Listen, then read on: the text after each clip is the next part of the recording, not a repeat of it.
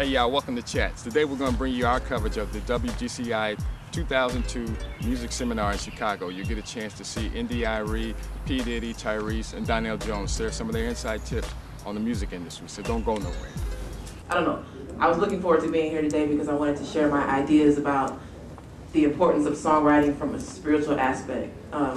Not trying to convince you, but to share my opinion with you that no word is ever uttered that doesn't create a movement on a spiritual plane. So if you want to be a singer or a songwriter, you have more power than you think, especially it being all over the radio and all that.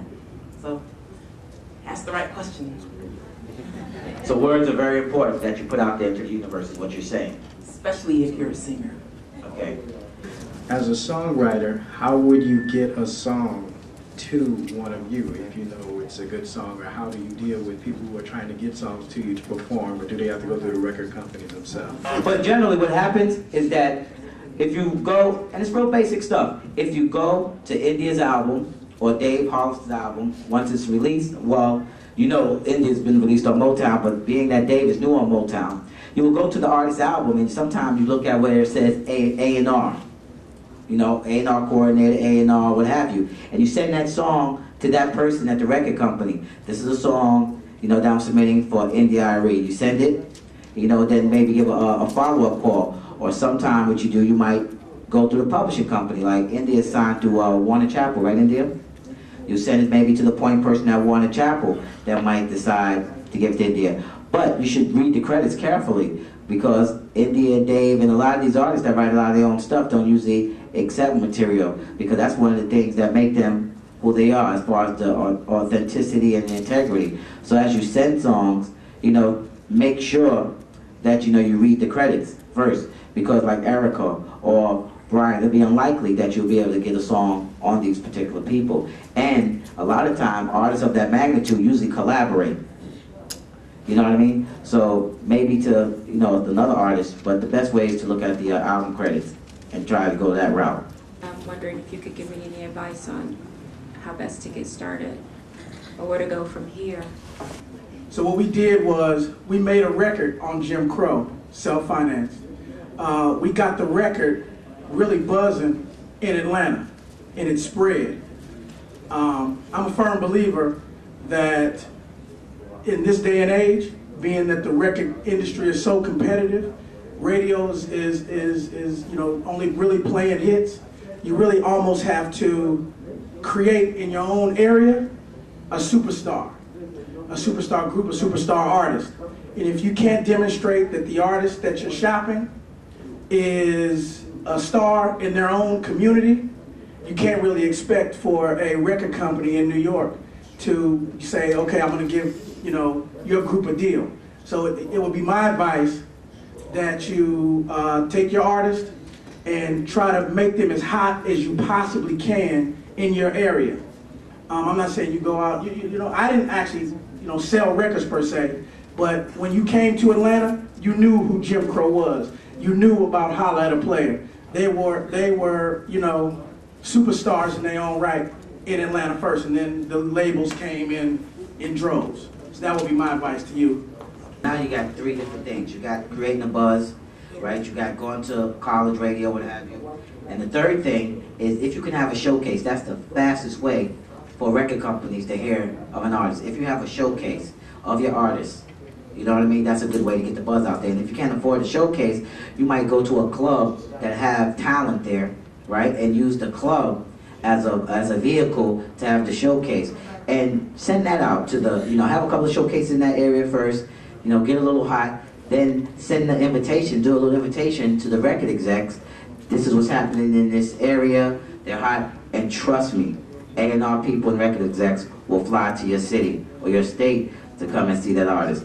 So from the groundswell, basically, you know, first get the demo, get the package, get the bio, you know, take it to a couple of DJs that you may know, because you could do vinyl. If it's a hip hop group, you could do vinyl for maybe $1,000, and maybe do 500 pieces and start the solicitation on your own. Get the mailing list or whatever. Trust me, you create your own buzz, they'll come to you. Happen for cash money, happen for a lot of artists that are out there, and that's probably the best way if you're not getting the response directly.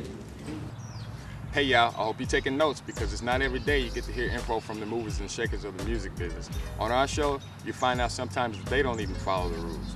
Check out what Arie had to say about warming up vocally before she begins to sing. That's the thing about it. I don't have any formal training either, but I grew up with everyone in my family singing. So at a certain point, one thing I learned while recording Acoustic Soul is that your voice is wherever you are emotionally. When I was at my lowest point, my voice was gone for 8 or 9 months. And just gone. Like I could barely talk, I could barely sing, or my falsetto just came back.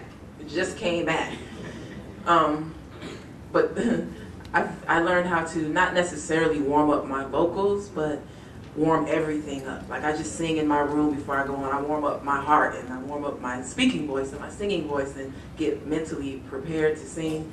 But the thing about singing from a really young age is at a certain point you have to, if you want to convey that really strong sincerity that you hear in certain singers, you have to stop thinking about what you're singing and sing. And be like intuitive with it, and whether or not you're on key or off key or perfect or sharp or flat or whatever, you have to know that what you're doing means something to you. You know, that I don't really warm up. Stevie Wonder asked me, do you warm up? I was like, no. He's like, you need to, but I still don't do it.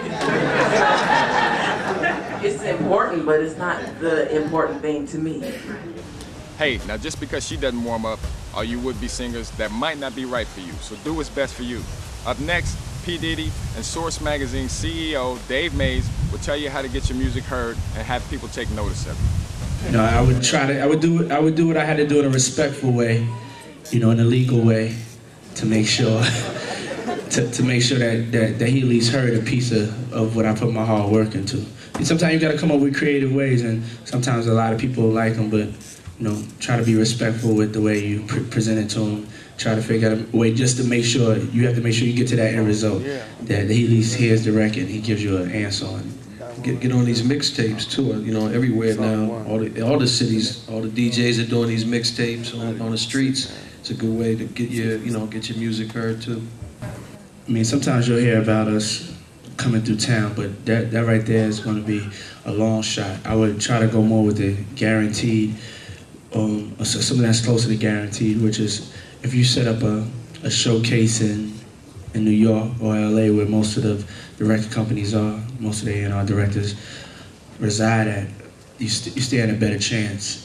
And these are things that are sometimes inexpensive. You can set them up in a rehearsal studio, and you basically send out an invitation to the A&R directors, or you really demand that they come. You call them, tell them, well, you're from Chicago, you got some groups that got a buzz on it. One trick always is to tell, like Def Jam, you know, that Bad Boy is interested. Then you get the Def Jam A&R director there. You call Bad Boy, tell Bad Boy that the Def Jam A&R director he's really about to sign this group. You know, I'm not condoning that you lie all the time, but it's like you gotta get your hustle on. You gotta make sure that you gotta figure out the hype of the marketing. You know, you gotta figure out certain ways. You know, and so I mean that's what I would do. I could just try to give y'all advice on what I would do and how I would do it. And hopefully y'all could take it from there. Yeah. I mean that history of success kind of helps you when you finally feel you've gotten to a certain point where you could go to New York or go to LA and sit down with the major distributor and tell me your success story, how much success you're having out of this region, and how you're looking for a bigger situation. So it's really going and giving a presentation about the artist, but the hits is what's going to tell it. The success story that you have, how many pieces you sold, that's the only information that they care about. So, you know, bring those checks there and show them that, you know, we was able to make a profit. We was able to make something out of what we had, doing it ourselves, you and your wife, and try to explain to them that, you know, together, you know, if you get some more backing with this major situation, that you feel like you can really do your thing.